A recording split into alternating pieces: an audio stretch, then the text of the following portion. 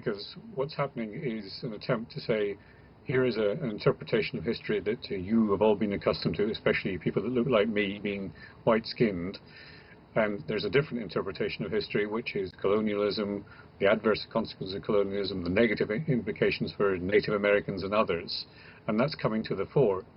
It's a difficult balance, because you mentioned statues. One which was assaulted with a paint, with a sign saying racist daubed on it, was Churchill. Mm-hmm.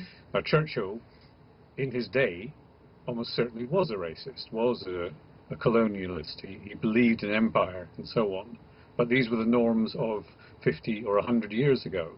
And the difficult challenge for interpreting this is to say, should we continue to accept Churchill as a historically important figure with a positive overtone, or go back to say, well, Churchill had all these flaws that we need to look at in a different manner. And the same with another previous British Prime Minister, a towering figure of the 19th century, Gladstone.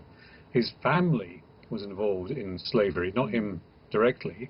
Should his statues come down? These are the delicate questions that are arising in this context. You know, there's a famous line that says, history is written by the victors.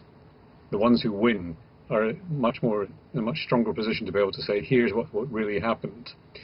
And those who are not the victors, who have been the losers of these kinds of conquests or movements, are the ones who are saying, now you must be more nuanced about this. You must recognize that if you look at this through the lens of somebody with a black skin or a descendant of slaves, it's going to be very different from what I, as a white middle-class male, are going to be looking at.